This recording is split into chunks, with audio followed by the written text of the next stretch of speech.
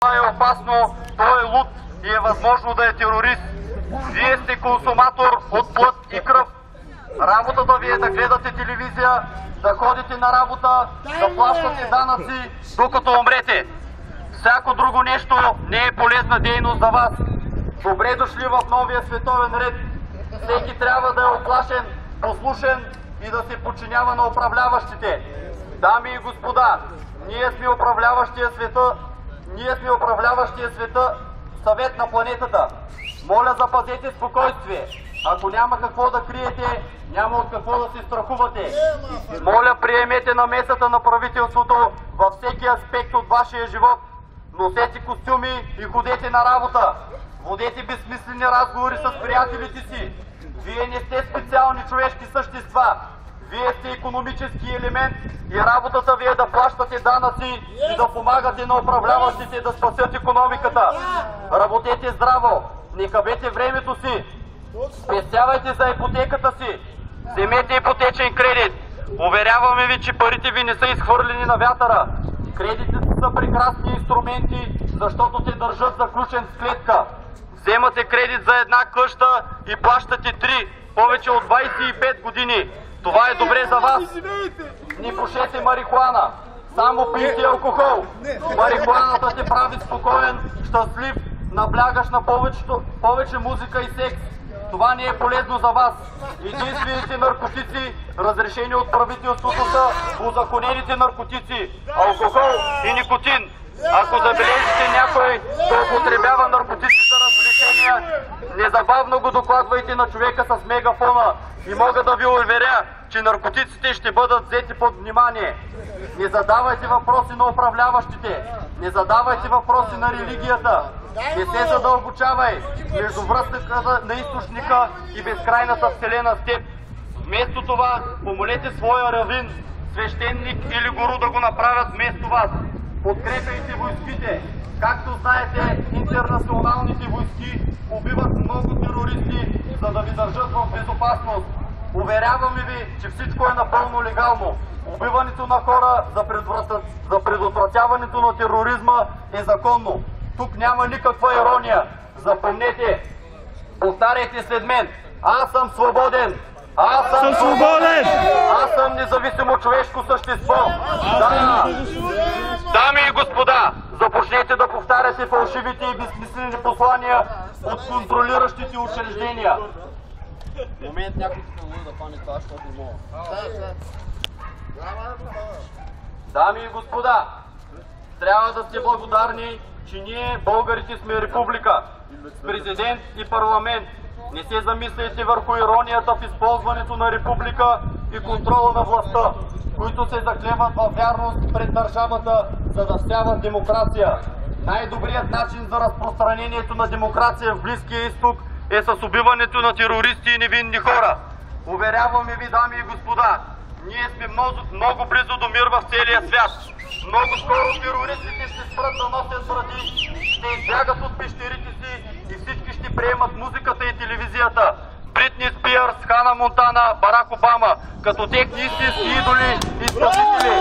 Добре дошли в контролиращата корпоративна мрежа. Всички вие сте заподозрени в новия световен ред. Продължавайте да вярвате в левия и десния политически образец. Обещаваме ви, че няма интернационални банкери с интереси за огромни суми, контролиращи и двете страни на политическия спектър.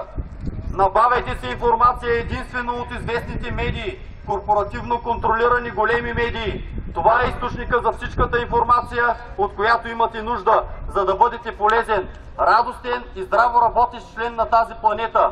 Дами и господа, не ръкопляскайте, губете ценното си време за покупки, пригответе кредитните си карти и тръгвайте към най-близкия моден магазин. Купете си парцали, от които няма да имате нужда. Помнете, че живеем в капитализъм. Икономиката трябва непрекъснато да расте, за да върви всичко гладко. Трябва да използваме хиляди и милиони пари, за да ги харчим по магазините, за да се убеждавате, че не сте перфектни. Моля, повтаряйте, моля, повярвайте, че не сте съвършени, не сте достатъчно богати, не сте достатъчно слаби, не сте достатъчно красиви. Но не се тревожете, ние контролиращия съвет на света имаме всички решения за вас. Дами, вие не сте красиви и не миришете добре, за това се нуждаете от много грим и парфюм. За мъжете, вие не изглеждате като брат Пит, жените няма да ви харесат. Моля, платете на пластичен хирург хиляди пари, за да промените външния ви вид, в отчаян опит да ги впечатлите. Това е прекрасно нещо за корпоративно контролиращата система, в която живеем. Съвършенството и пълното щастие са невъзможни. Това не е лошо. Колкото повече се мъчите да сте перфектни, красиви, слаби и богати, толкова повече ще работите като луди. Ще продължавате да се обръщате към тази работа, което е добре за вас. Ще седите на бюрото и работите на компютър и това ще ви носи щастие.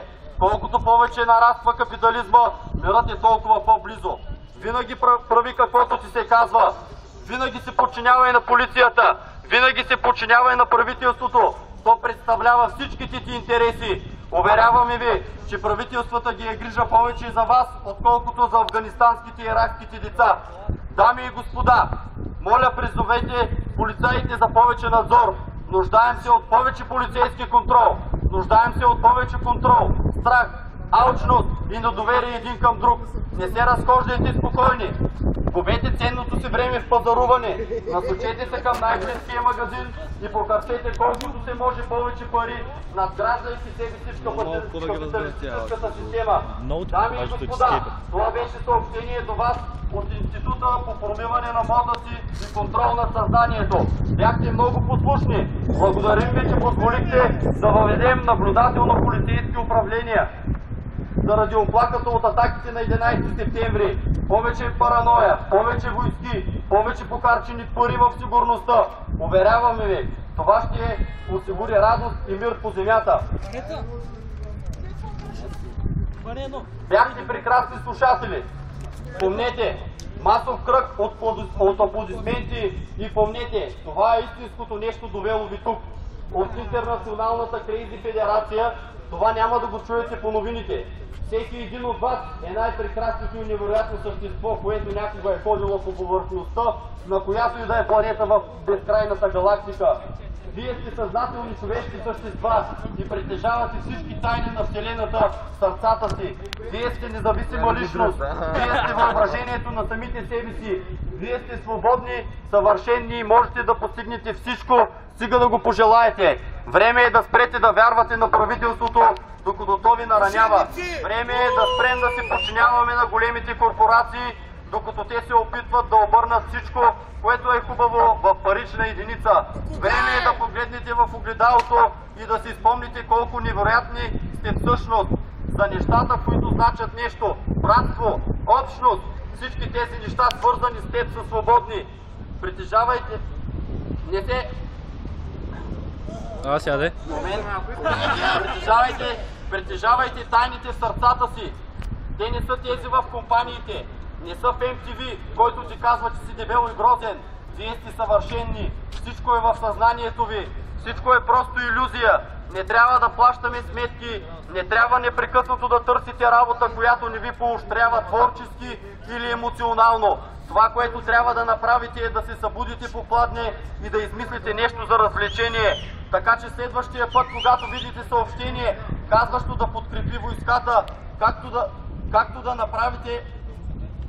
какво да направите, за да ги подкрепите? Да спасите света, да отървете света от терористите или американската империя е просто продължение на английската империя. Помнете, не вярвайте на това, което казвам. Аз съм луд човек с мегафон, стоящ на улицата. Не вярвайте на това, което казвам. Това е моята гледна точка. Но моля ви, преди да разгърнете поредния вестник, преди да гледате новините, преди да позволите да бъдете блъснати като говеда, помнете, вие сте човешки същества. Това е вашия живот и живейте го както искате. И никой където и да е, когато и да е, може да ви каже какво да правите. Много ви благодаря. Браво!